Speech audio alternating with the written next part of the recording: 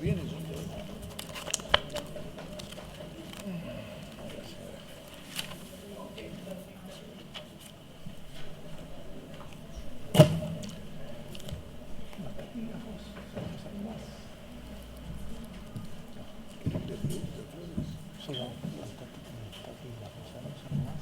No, tengo el informe actuarial de la semana pasada. Yo volví a llamar igual que ahora lo mismo, lo que es el mismo.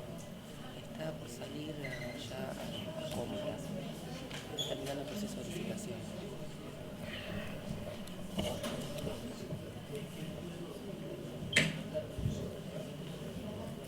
Sí, acepta. Acá la secretaria.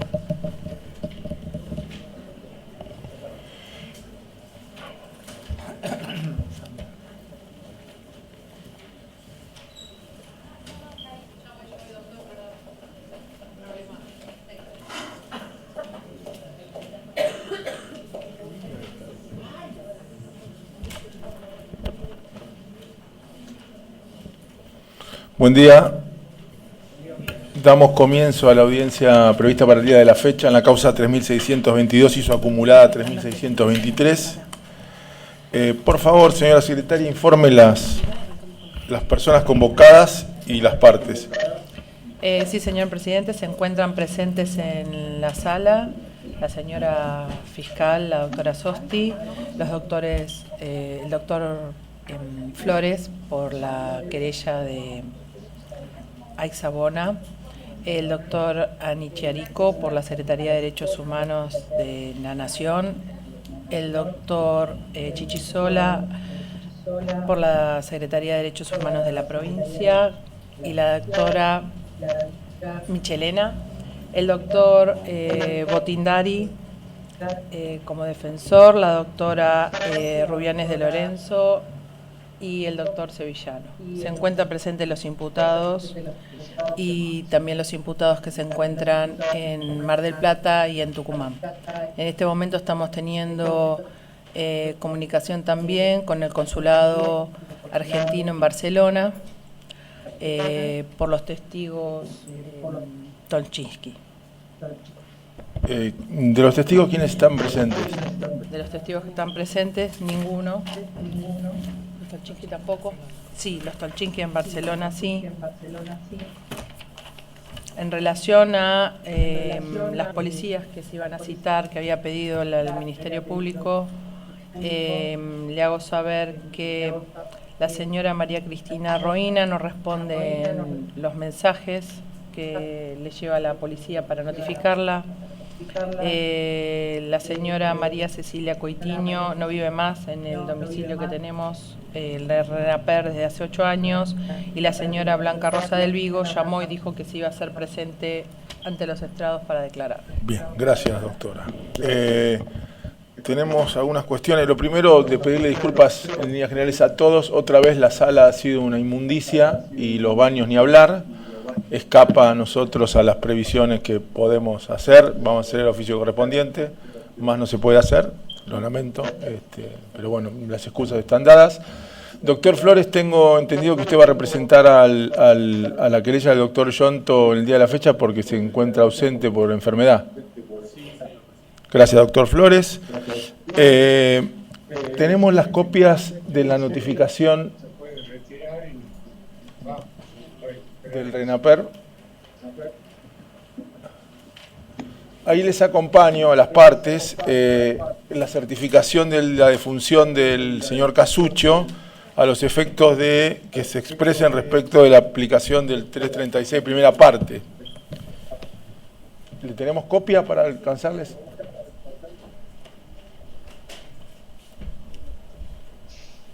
En una suerte de vista impropia. El señor que en Mar del Plata no está, ¿no?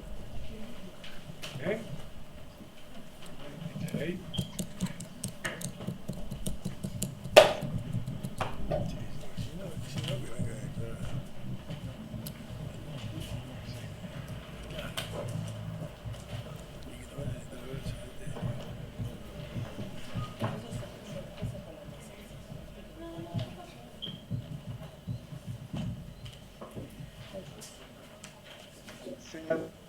presidente de una...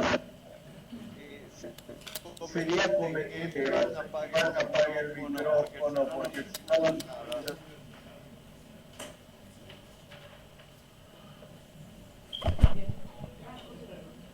¿Alguna consideración al respecto? Considero que corresponde desvincularlo como corresponde Bien. del juicio.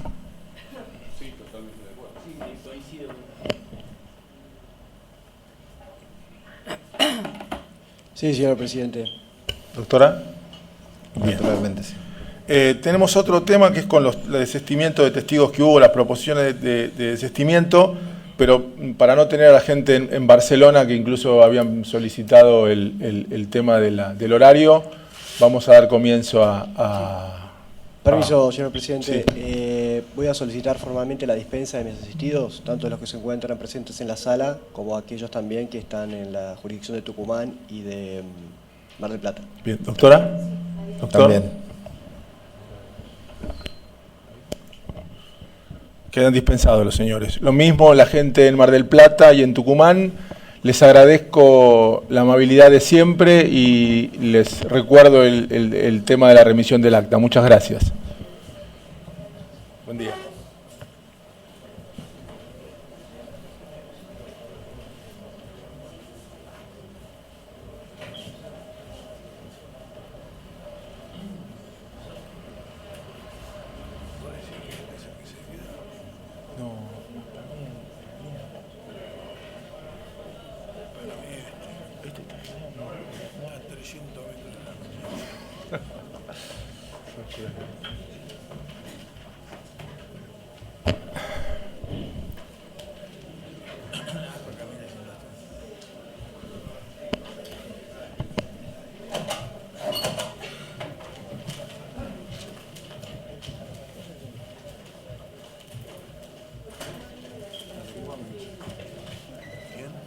Señor, buen día.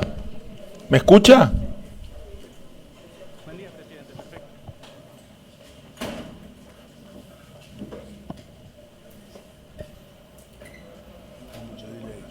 ¿Me escucha usted a No, mí? es el tema que no hay retorno.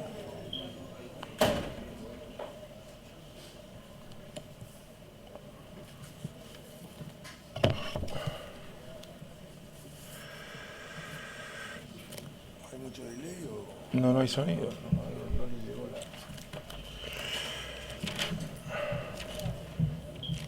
Doctora, ¿quiere darse vuelta a la silla?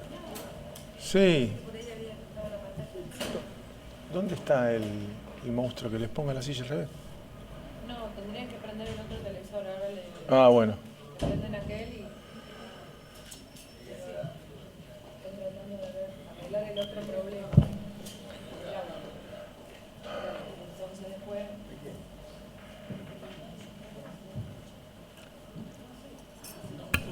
Hola, buenos días, ¿nos escuchan? ¿Ahora sí? Perfecto. ¿Ustedes a nosotros? Sí, perfecto, gracias. Doctor. Bien, el señor. Buen día. ¿Su nombre, por favor? Buen día, presidente. Mi nombre es Héctor Félix Romero, soy cónsul adjunto de la República aquí en Barcelona. ¿Cómo le va? Buen día. Rodríguez Eggers, mi nombre, soy el presidente del tribunal. Tengo entendido que tienen a los hermanos Tolchinsky para declarar, que están presentes en el consulado. Efectivamente. Bien. Efectivamente, los dos ciudadanos se encuentran aquí, se han identificado con documentación argentina identificatoria y a los efectos que corresponda le informo también que ambos testigos se encuentran con dos personas de su conocimiento que los están acompañando y pongo en su conocimiento a los efectos de que entienda si corresponde que permanezcan en la sala o lo que ustedes estimen. Sí, no tenemos problema que estén presentes en la sala con ellos. Lo que sí que no estén juntos al momento de declarar, ¿no es cierto? Que declare uno primero y después... Ok, perfecto, clarísimo. Bien, ustedes le tomaron los datos personales y labraron un acta al respecto. Efectivamente, hemos tomado el modelo que siempre nos hace llegar el Poder Judicial de la Nación, ya ha sido labrada y hemos verificado los datos de la misma. Bien, señor cónsul, le agradezco muchísimo y si me hace pasar al primero de ellos... ¿Alguno en particular? No, no, doctor. Gustavo, por favor. Gustavo Tolchinsky. Muy bien.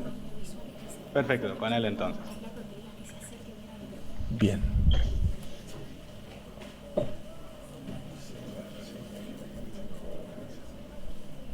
Señor, buen día. Buenos días.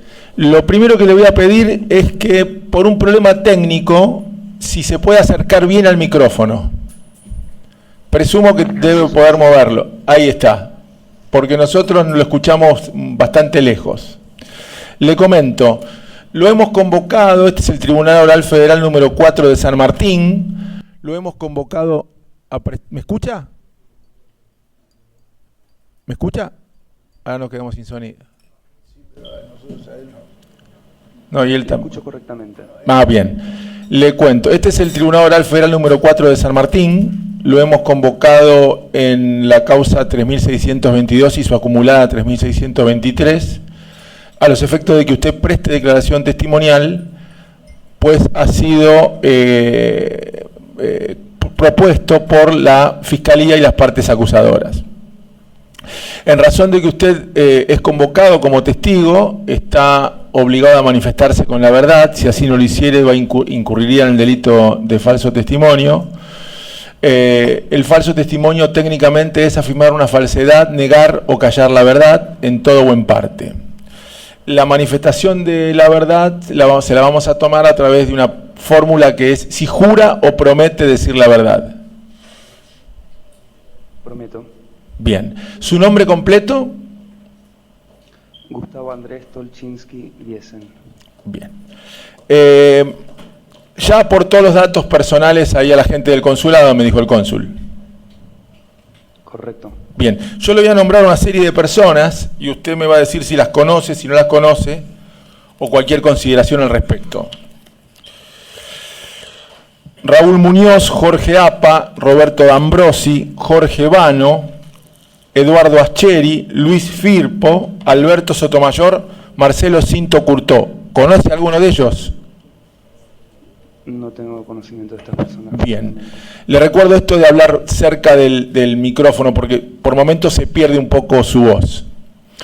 ¿Tiene algún interés en la causa? ¿Le hace un interés algo que le impida manifestarse con la verdad? No. Bien. Le cuento la temática. Va a comenzar haciéndole preguntas la Fiscalía, a través de la doctora Sosti, no sé si la puede ver. Después irán las querellas, las defensas, y nosotros desde aquí podremos hacerle alguna pregunta de carácter aclaratoria. ¿Sí? Esa es la temática. Si se llegara a plantear acá en la sala nuestra algún tipo de debate, usted participe ajeno a él, nosotros vamos a ordenar la cuestión. ¿Sí? ¿Le quedó claro? Sí, claro. Bien. Señor Tolchinsky, la doctora Sosti va a comenzar con las preguntas. Sí, ¿qué tal, Gustavo? Buenos días o buenas tardes. Bueno, te voy a pedir si por favor nos podés dar un relato sobre lo que recordás o lo que pudiste reconstruir, lo que supiste en relación a la desaparición de tus padres y en relación al secuestro que padeciste vos y tu hermano Francisco. Relatanos todo lo que recuerdes, yo después voy a hacerte algunas preguntas. Correcto. Bueno, yo nací en el año 76, el 23 de abril, en Buenos Aires, en Morón.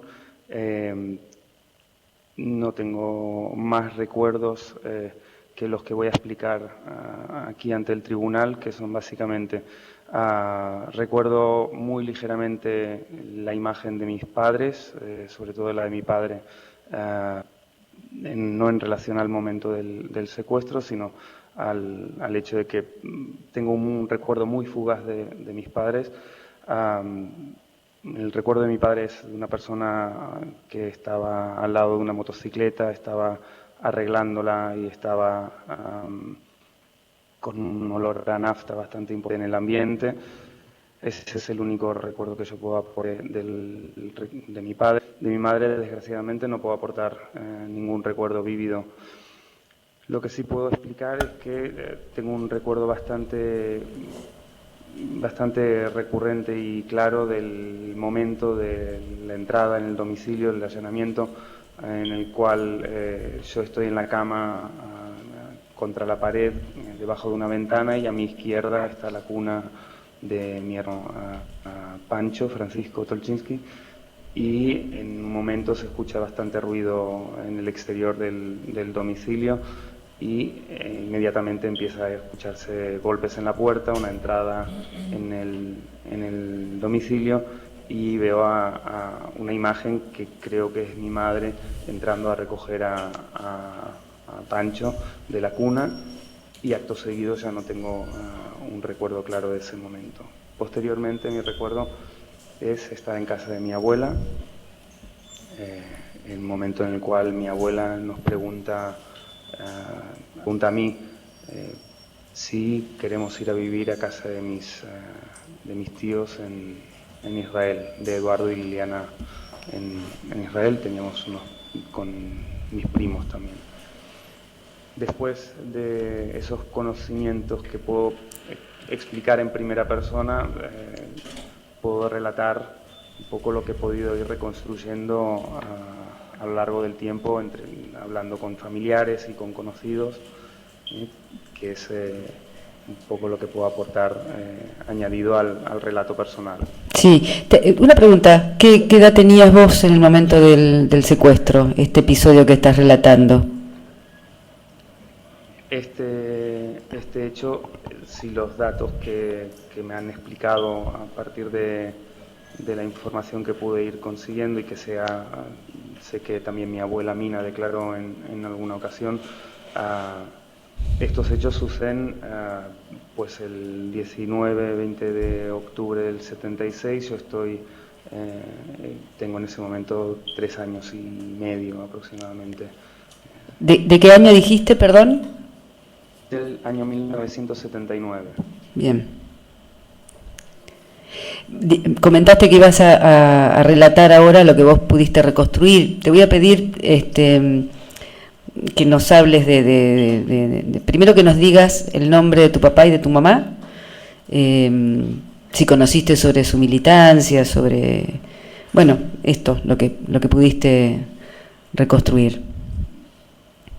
Bueno, mi padre era Bernardo Daniel Tolchinsky y mi madre era Ana Dora Biesen, Jane, como la conocía a través de su madre, y sus nombres que me explicaron eran, a nivel de participación en la organización, era Juliot y Manuela. ¿Qué organización? En Montoneros. Bien. Como expliqué, mis indagaciones, junto con lo que me han explicado de la familia, lo que he podido leer en algunos lugares, mis padres desde bien jovencitos tuvieron un activismo social importante. Sé de que mi madre era parte de una persona amante de la música y con inquietud social muy importante. Participaba en organizaciones de comunidad argentina de su entorno. Tuvo de profesor de piano en la infancia Miguel Ángel Estrella, que era una persona que venía a menudo a casa de mi abuela para darle lecciones de música, y que después, posteriormente, sé que una vez que se relacionó con el activismo estuvo implicada en los hechos de la fuga de Trelew. De ahí fue para Chile en el avión que salió, y posteriormente de ahí a Cuba. De mi padre, que era una persona con mucho interés en lo que son las relaciones personales, una persona que tenía muy buen sentido del humor, pero además tenía inquietudes en el ámbito de lo que es la construcción, desconstrucción de objetos, y sobre todo posteriormente eso le llevó a estudiar en la universidad por su inquietud en la Facultad de Ciencias Exactas. Y y también tuvo un activismo social importante desde bien jovencito, desde prácticamente los 15 años, si no me acuerdo mal, y que posteriormente le llevó a militar en distintas organizaciones que finalmente lleva a estar integrado en Montoneros. Cuando yo nazco en el año 76 estamos en Buenos Aires, posteriormente en el año 78 estábamos en México, ya donde nació mi hermano Pancho Tolchinsky, y en el 79 volvemos a estar en Buenos Aires, y en el mes de octubre es cuando suceden los hechos, cuando somos secuestrados todos en el domicilio, y por lo que he podido reconstruir, según parece, y de la declaración que también hizo mi abuela en su momento, en torno al día 19 del mes de octubre, probablemente somos secuestrados en nuestro domicilio con los hechos que he relatado, que yo personalmente viví. Y posteriormente sabemos que en el día 24 de octubre somos entregados en el domicilio de la calle Sarmiento de mi abuela materna, Mina Biesen. Durante ese día, la noche, en torno a las 9 de la noche, según me explicó, llaman al timbre, estaban todos reunidos en una reunión familiar que cotidianamente mantenían los miércoles. Y en ese momento mi abuelo David baja a recoger a la entrada de la puerta el llamado, y en el momento que ve que estamos nosotros y estamos siendo acompañados por dos personas de civil, y que le arranque nos vienen a entregar, y que ellos estaban saliendo del país hacia Paraguay, y que nosotros estábamos en un lado bastante lamentable en ese momento, sucios, asustados, bastante inquietos. En ese momento mi abuelo hizo salir a todas las personas que estaban en el domicilio y nos subieron para arriba. Meses después es cuando esa escena que yo les expliqué de mi abuela, que nos preguntaba si queríamos ir a vivir a Israel con mis tíos Eduardo y Liliana. En medio de todo esto, también por lo que me pudo explicar Emilia, sufrieron llamados extraños al domicilio con ofrecimientos muy claramente con intención extorsiva para intentar ayudarla a recuperar a mi abuela. Y el hecho de que días previos a esta entrega en casa de mis abuelos se recibe un ramo de flores para el Día de la Madre, firmado por mis padres, dirigido a las dos abuelas, a Mina y a Esther. Es lo que hace pensar pues que era una señal, un mensaje que les hacía pensar que tenía relación con el secuestro. Posteriormente nosotros llegamos a Israel el 1 de enero del 80, y finalmente somos adoptados y convivimos durante muchos años, hasta la actualidad, incluso en España, con Eduardo y Liliana. Y de lo que me explican es que cuando nosotros llegamos a Israel, en todo momento teníamos, yo sobre todo, pues muchísimos tics, muchísimo nerviosismo, miedo bastante manifiesto a entrar en los vehículos, mucho miedo cuando veía perros, y también al personal uniformado, especialmente en Israel, donde abundaba por la calle en aquella época. Digamos que esos son los hechos más relevantes que creo puedo aportar.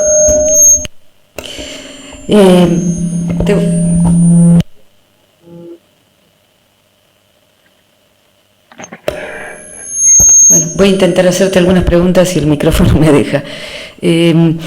Voy a volver al momento del relato que mencionás cuando estuvieron a México, cuando se fueron a México. ¿Esto es en el contexto del exilio o se van a México exiliados?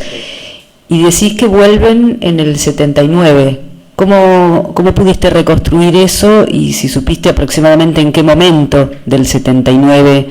No te pido exactamente el mes, pero aproximadamente la fecha.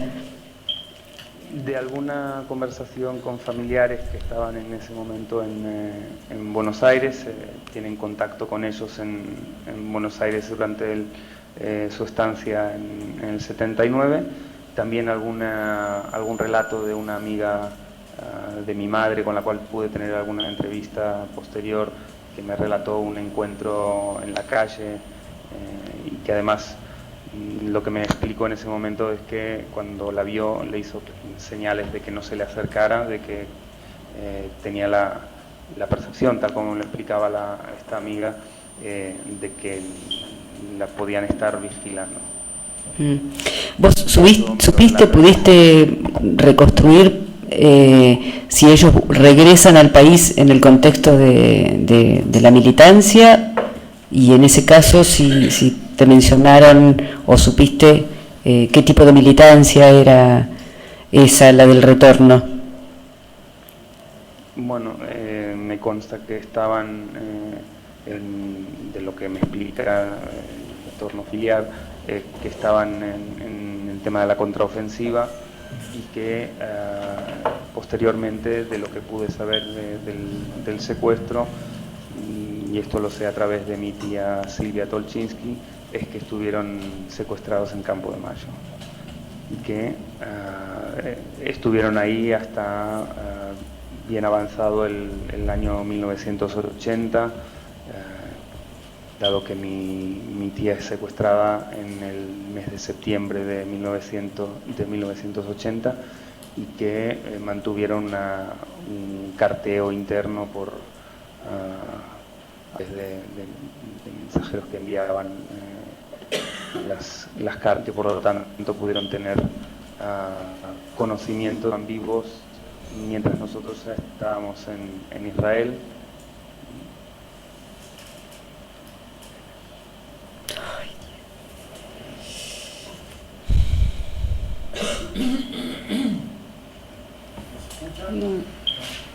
Creo que se... ¿No se escucha? Sí, escucho ahora. Se te escucha muy bajito acá. Te voy a preguntar cosas que tal vez dijiste, pero que yo no las escuché. ¿Supiste cuál era me parece que lo mencionaste, pero para mí me quedó claro. ¿Cuáles eran los apodos, si es que los tenían? ¿Lo dijo? Manuel, Juliot y Manuela. Bien. Con relación al momento del secuestro, o mejor dicho, al momento en que vos mencionaste que los entregan a vos y a Francisco a la casa de tus abuelos maternos, de tu abuela materna. ¿Recordás o te contaron quiénes eran las personas que estaban en la casa de tu abuela? Vos dijiste que había una reunión familiar. Sí, cotidiana. Estaban Sarita y Augusto, que eran una sobrina de mi abuela y su marido, y había otros amigos de la familia que habitualmente están. Y estaba mi abuelo David y Malu, que era la señora que trabajaba en el domicilio. Uh-huh. Y relataste que tocaron el timbre y bajó tu abuelo y que hubo dos personas les entregaron. Dijiste que eran dos personas de civil. ¿Supiste si eran hombres? ¿Te contaron que si eran hombres, mujeres? Por el relato asumo que eran hombres, pero no puedo afirmarlo con certeza. Uh-huh. ¿Se escucha? Muy bajo. Le recuerdo el tema de hablar cerca del micrófono, y si hay alguien del consulado ahí cerca, a ver si ellos pueden subir el volumen del micrófono de ustedes.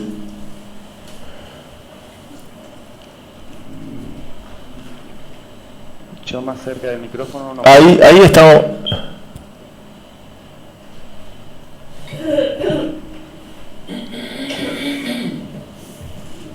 Porque nosotros tenemos el micrófono al máximo del volumen.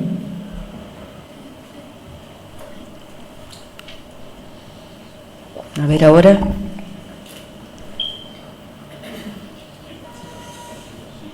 ¿Se escucha? Ahora se escucha mejor. Ahora se escucha mejor.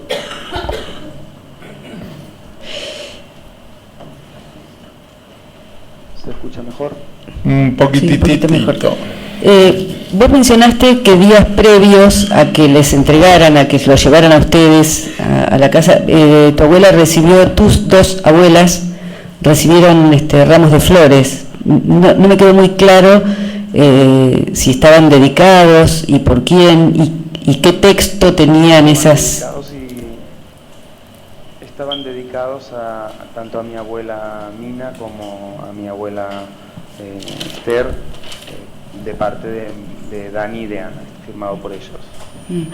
¿Vos recordás, te contaron tus abuelos si ellos reconocieron la firma o la letra de tus padres? No.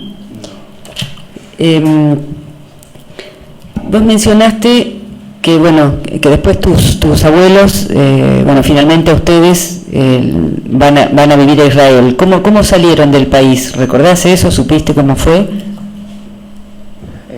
Supe de manera posterior que salimos a través de Uruguay junto con mis abuelos y que lo hicimos con la documentación de los hijos de los nietos de unos amigos de mis abuelos, y que posteriormente desde ahí conseguimos la documentación necesaria para ir a Israel a través de la ayuda diplomática en Uruguay. Mencionaste que tu tía, el nombre de tu tía es Liliana, y mencionaste al marido, Eduardo, pero no dijiste el apellido. Liliana Tolchinsky y Eduardo Lanzman. Contaste recién que cuando van a Israel, vos dijiste que manifestabas tics, y dos situaciones ante entrar a un auto y con perros, en situaciones de perro. ¿Qué te refleja eso? ¿Qué te recuerda? ¿Vos habías tenido previo a este secuestro algún episodio con algún perro? ¿O esto surge a partir del...? No, esto es algo que los que son mis familiares que me conocían de antes del episodio me explican que yo antes del episodio del secuestro era un chico que no tenía tics y que no tenía fobias específicas, no tengo recuerdo de tener ninguna situación previa con ningún animal que me pudiera generar ese miedo. Perdóname la pregunta que te voy a hacer, pero vos, y registro que tenías 3 años, de ese momento del secuestro, desde que te sacan de tu casa hasta que te devuelven a la casa de tus abuelos, ¿tenés alguna sensación, algún registro, algún recuerdo de dónde pudiste haber estado? ¿Recordás si estuviste con tus padres en ese tiempo? Desgraciadamente no tengo recuerdo de ese episodio. ¿Del tiempo de México tenés algún recuerdo? De México tengo fotos y relatos, pero yo de la estancia en México desgraciadamente tampoco tengo un recuerdo claro. Mencionaste a tu tía Silvia Tolchinsky. ¿Qué pudiste hablar con ella en relación a lo que pasó con ella, ¿no? A su propio secuestro, a lo que vos te enteraste sobre lo sucedido? Y después relatanos un poquito más ampliadamente lo que ella te relata en relación a las cartas que recibe de parte de tu papá y de tu mamá. Bueno, mi tía me explica que ella empezó su militancia y que Dani la siguió en ese sentido, y que en relación a lo que es su secuestro y de todas las vivencias que ha tenido en relación al carteo con mis padres mientras ella estaba secuestrada. Ella me relata que tuvo conocimiento una vez que le explicaron que estaban vivos en Campo de Mayo, y que para demostrarle que estaban vivos le hicieron llegar unas cartas en las cuales habían algunos detalles que le narraban, le explicaban por escrito que era evidente que eran ellos, sobre todo por la identidad, que preocupaba mucho a mi tía saber si eran ellos o no. Pues le explicaban algunas cosas respecto de canciones y de hechos que solamente podían conocer ellos y que no podía estar explicándole otra persona. Y también en este intercambio de información, mi tía les comunica que nosotros ya estábamos fuera del país, que estábamos en Israel y que estábamos a salvo.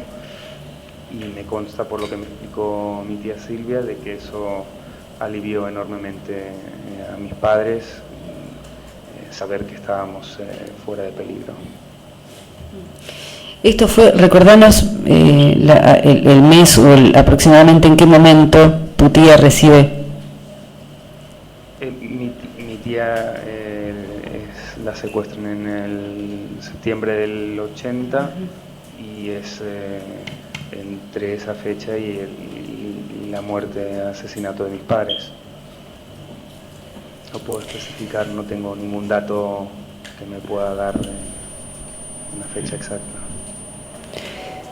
¿Y te contó tu tía cómo fue ese intercambio? O sea, ¿cómo se produce ese intercambio de cartas? ¿Quiénes son los que llevan y traen esas cartas?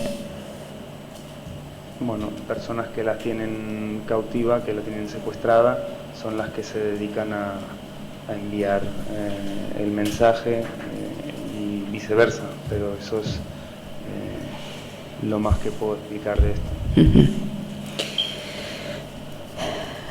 Bueno, Gustavo, yo no sé si querés agregar algo más en relación a esto que estás contando. Lo que sí te voy a pedir es si nos podés relatar, si querés relatarnos qué consecuencias tuvo para tu vida la desaparición de tus padres. Bueno, es evidente que no recuperé a mis padres y que desde entonces vivo en una familia que, a pesar de que me quieren mucho y me cuidaron mucho y me dieron una vida excelente, no tengo a mis padres.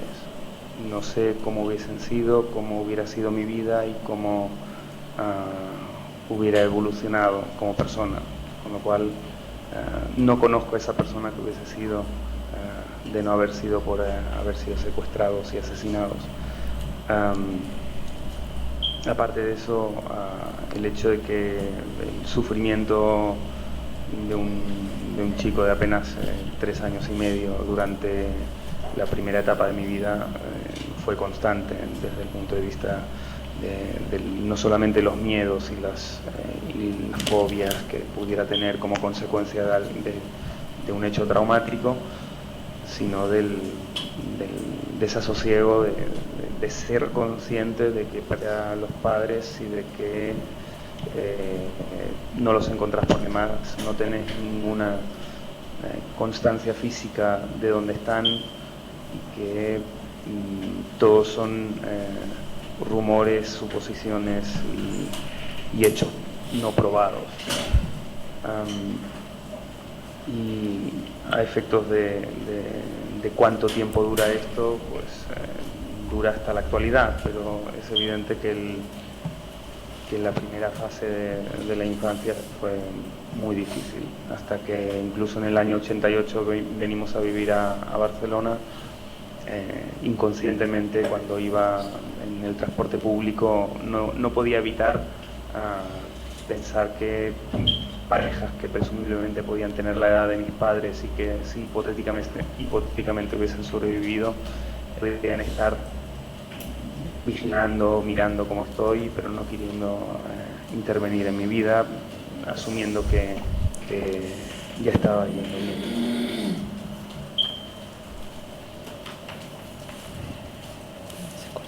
No sé.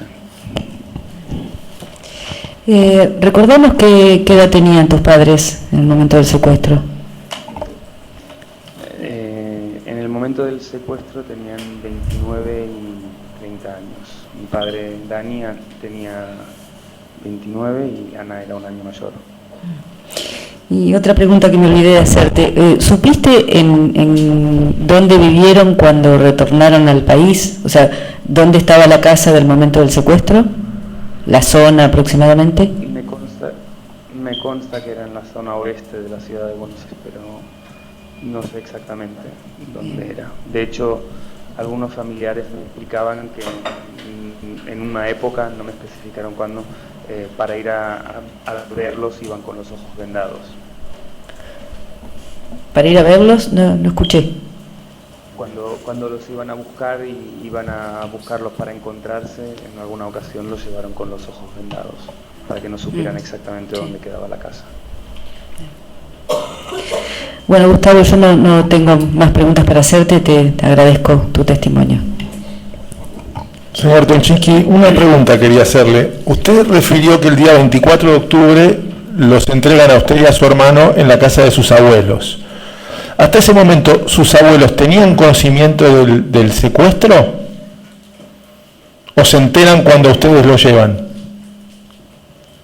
Se enteran en ese momento cuando nosotros llegamos, pero la explicación que me da mi abuela es que ya les resultó extremadamente sospechoso cuando reciben el ramo de flores para el Día de la Madre y en ese momento también asumen que algo bueno, algo malo está pasando y que por eso asumen que probablemente por las fechas previas es cuando produce el secuestro. Y aparte me comentó también mi abuela y así lo declaró en su momento, también habían recibido algunas llamadas extrañas que no contestaban, que colgaban y que los dejaron un poco con la percepción de que probablemente tenía que estar en relación al momento del secuestro. Gracias. Doctor Flores. Le pido que se presente, así sabe quién. ¿Qué tal? Gustavo, de la Secretaría de Derechos Humanos de la provincia, Maximiliano Chichisola. Solamente una pregunta en relación a la última pregunta que hizo la fiscal.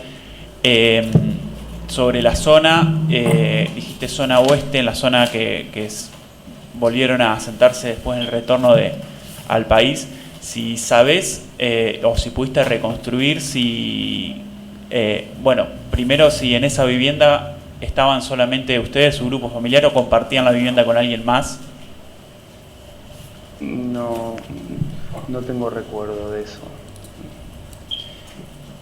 Y si pudiste reconstruir de cuál era el grupo de trabajo militante que tenían tus padres en ese momento, si sabés con quiénes se frecuentaban o se relacionaban. No, en ese momento no. La verdad es que no tenía un conocimiento explícito de cuál era la relación y vinculación a nivel de actividad. Bien, gracias. Doctora. Le pido que se presente también, así sabe quién es. Sí, doctora Rubianes, defensa particular.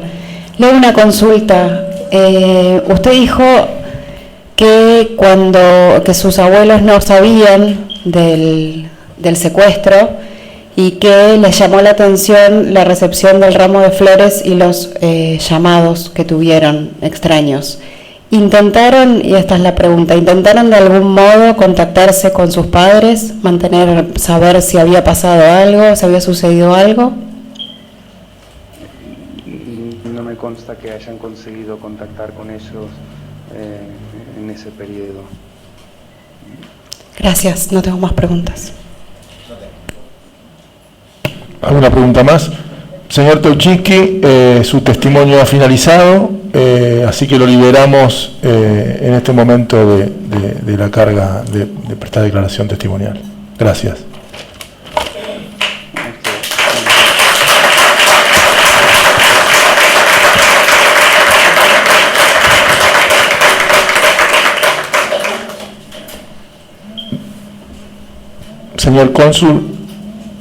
Señor cónsul, ahora haríamos lo propio con el señor Francisco Tolchinsky. ¿También le tomaron los datos personales? Correcto. Bien, así que cuando usted quiera, hágalo pasar. Muy bien, aquí viene el testigo.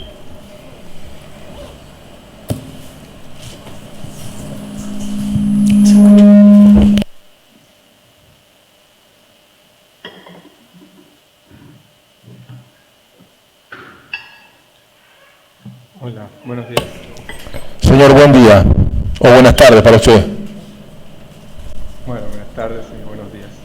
La primera consideración que le voy a hacer es, lo voy a martirizar con que hable muy pegado al micrófono, porque si no, no se escucha. Perfecto. Bien, le cuento, este es el Tribunal Oral Federal número 4 de San Martín. Lo convocamos como testigo a pedido de las querellas y de la Fiscalía en la causa 3622 y su agregado 3623, motivo por el cual al prestar declaración testimonial está obligado a decir la verdad, sea por sus creencias religiosas, las tenga o no las tenga. Yo le voy a nombrar una serie de personas, usted me va a decir si las conoce, si no las conoce, y después me va a decir si tiene algún interés en la causa. Antes que nada, ¿nos podría decir su nombre completo, por favor? Sí, mi nombre es Francisco Miguel Tolchinsky. Lo que sí le voy a pedir es hablar un poquito más fuerte porque el retorno que tenemos es muy malo. Perfecto. Mi nombre es Francisco Miguel Tolchinsky. Bien. ¿Jura o promete decir la verdad? Prometo. Bien. Como le dije, le voy a mencionar a unas personas y usted me va a decir si las conoce o no las conoce. Roberto Lambrosi, Jorge Apa, Jorge Vano, Eduardo Ascheri, Luis Firpo, Alberto Sotomayor, Marcelo Cinto Curtó. ¿Conoce alguno de ellos? No, los conozco. Bien. ¿Usted tiene algún interés particular o especial en el resultado de la causa? No. Bien. Las partes están por satisfechas con el tema de la identificación y las cuestiones relativas a la... Bien. Le cuento la mecánica, señor Tolchinsky. Va a comenzar la señora fiscal a hacerle una serie de preguntas, una suerte de interrogatorio, usted irá contando lo que tenga que contar. Posteriormente las querellas le harán lo propio. Desde el tribunal le haremos alguna pregunta a los efectos de aclarar alguna cuestión que no nos quede clara, y finalmente las defensas serán las que lo van a interrogar, ¿sí? Si se produjera algún debate en la sala, usted no participe, nosotros lo vamos a encaminar. ¿Le quedó claro? ¿Nos oye bien? Bien. Ahora va a comenzar la doctora Sosti a hacerle las preguntas del caso. Buenas tardes, Francisco. Bueno, tengo presente que vos naciste en México en el 78 durante el exilio de tus padres. Te voy a preguntar si sobre la desaparición de tus padres vos tenés algún recuerdo, pero fundamentalmente que nos cuente qué pudiste reconstruir sobre lo sucedido con tus padres y con ustedes, con vos y con tu hermano Gustavo. Perfecto. Bueno, sí, yo nazco en el DF, en México, en el 78, y la desaparición de mis padres sucede en el 79, así que recuerdos no tengo ninguno. Mis primeros recuerdos ya son bastante más tarde, así que lo que yo tengo de información de esto es de lo que me cuenta sobre todo mi familia y lo que puedo reconstruir con información que leo en distintos medios. Puedo explicar aquello que me han contado, lo que es sobre todo mi familia. Entonces, como usted menciona, yo nazco en México en junio del 78. Nazco ahí porque mis padres están exiliados. Están ahí con mi hermano que acabo de declarar, Gustavo, que tiene 2 años mayor que yo, 2 años más que yo. Más o menos, bueno, están exiliados porque son militantes de Montoneros. Sé que los apodos, bueno, los sobrenombres que tienen como militantes son Juliot, mi padre, Bernardo Daniel Tolchinsky, y Manuela Anadora Biesen. Más o menos al año de yo haber nacido, regresan a Argentina para formar parte de la contraofensiva. Vuelven con mi hermano y conmigo. Según tengo entendido, se instalan en la zona oeste. Y ya lo siguiente que me cuentan es ya del secuestro y desaparición. Tengo entendido que más o menos el 19, 20 de octubre a la noche entran violentamente a la casa donde estamos mi familia. Eso sale de los recuerdos de mi hermano, que en aquel entonces tiene 3 años y medio, y nos llevan a los 4.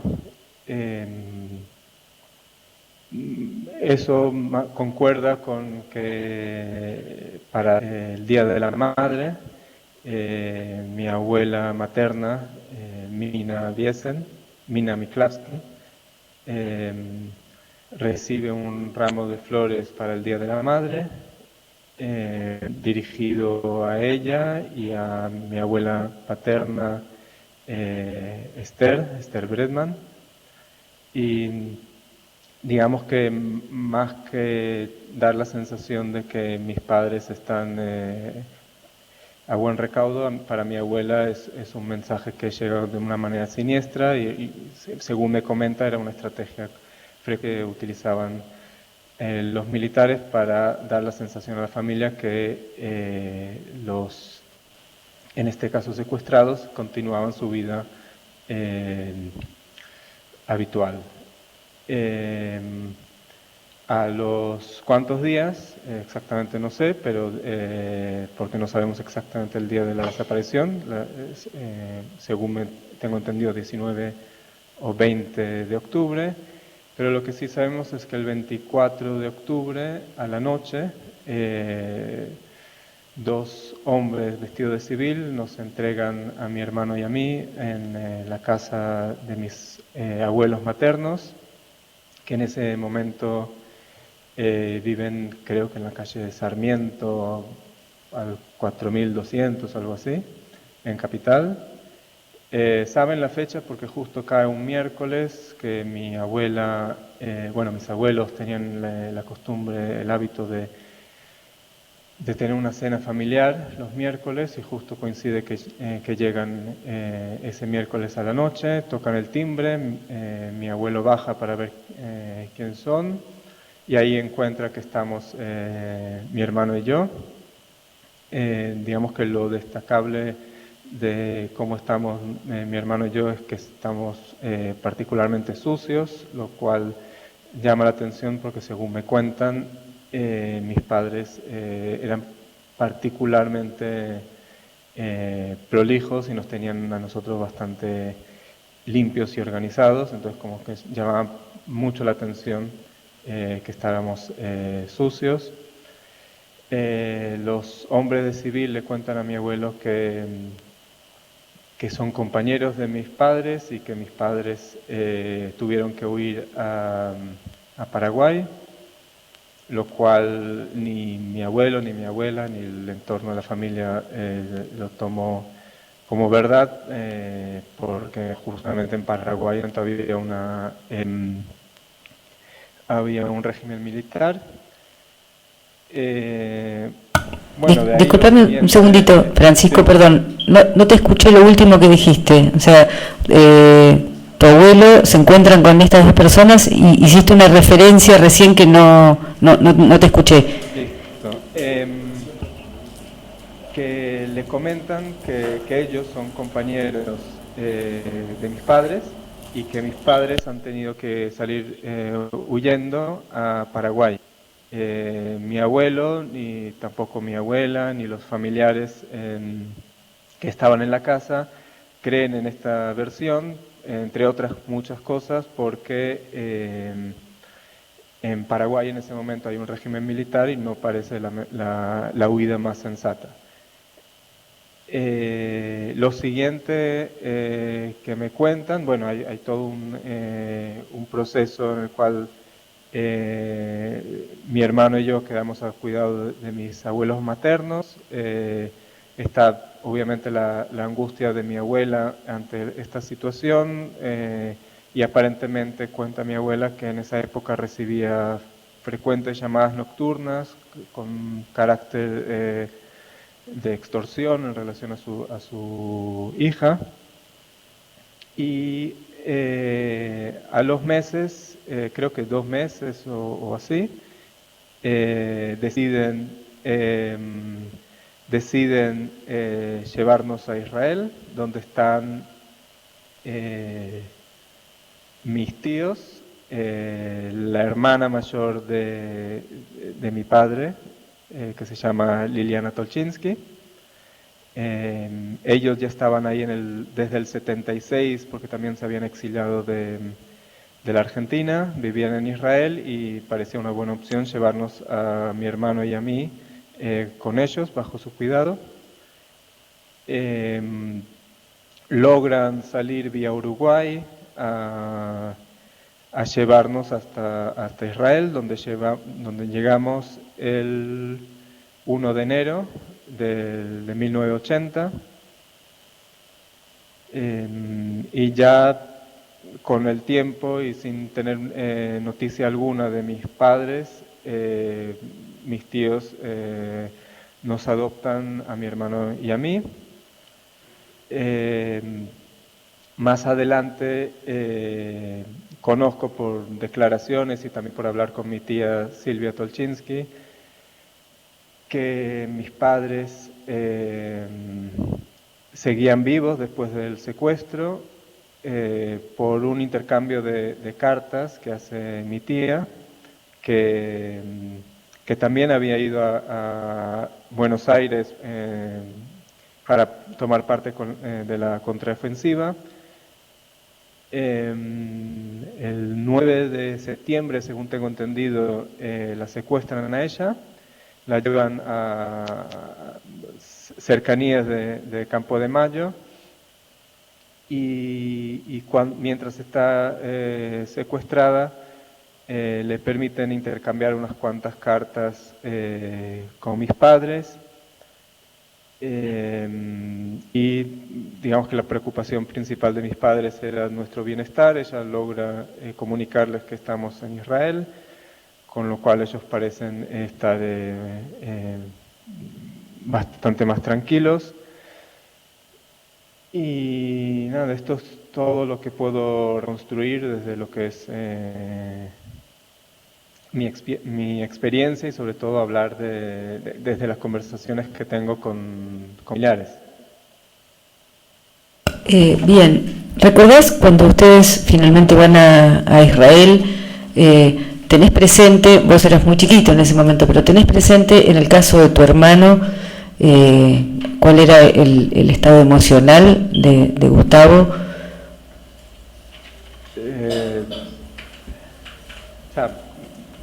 Digamos que mi hermano lo tuve bastante difícil, digamos que es bastante complejo la situación en la cual tiene que pasar, y hay como toda una... Y digamos que mi perspectiva es una perspectiva de alguien que nace en ese entorno conscientemente, o sea, a nivel consciente es lo primero que conozco. y yo tomo como normal todo lo que sucede a mi alrededor. Digamos que no sé si la palabra es normal, pero interpreto la realidad desde esa perspectiva y sí, reconstruyendo, y veo una persona en la cual tiene que luchar por su identidad de una manera bastante complicada.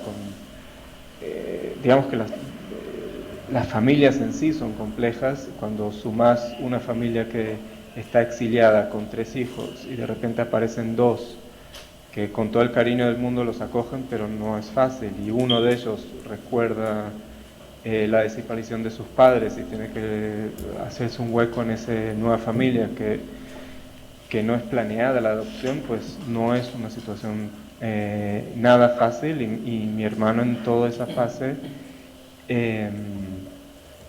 tiene... me cuesta explicarlo en pocas palabras, pero tiene una fase muy compleja de adecuación, en la cual todavía sigue en eso. Yo voy a apuntar algo más puntual, esto en función de las consecuencias de los secuestros. ¿Recordás si tu hermano tenía alguna actitud particular de fobia o de aversión en relación a los perros, por ejemplo, en relación a las personas uniformadas? No, esos no son recuerdos, esos son más lo que me cuenta, o sea, es como las conversaciones familiares, eso está como ahí presente, que tanto mi hermano como yo teníamos pánico a los perros, y mi hermano tenía mucho miedo a las personas uniformadas, no cualquier uniforme, sobre todo los uniformes que de alguna manera parecían de militares. ¿Por qué? ¿Cómo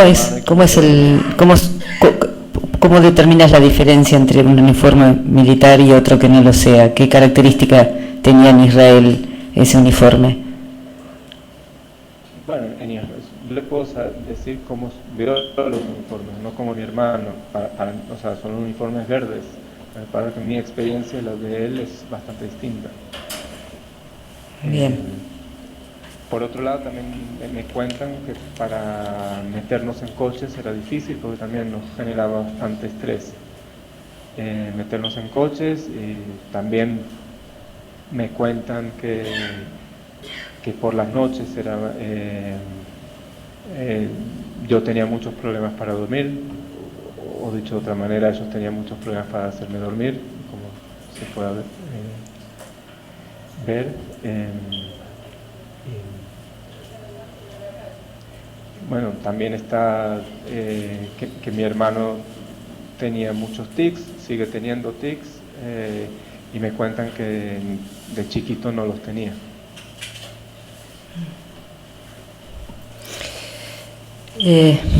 Bueno, Francisco, yo no tengo más preguntas para hacerte, solamente te diría si querés agregar vos algo más, pero por mi parte no te voy a hacer más preguntas. Gracias.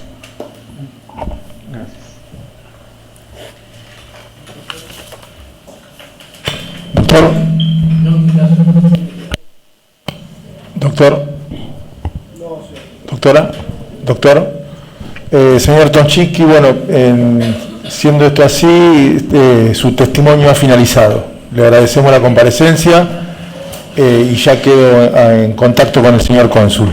Gracias.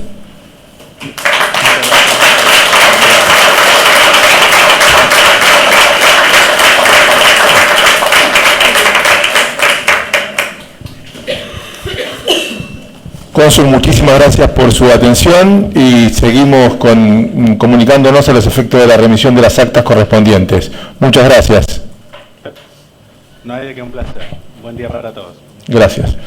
Hacemos un cuarto intermedio de 10 minutos y continuamos luego con la audiencia.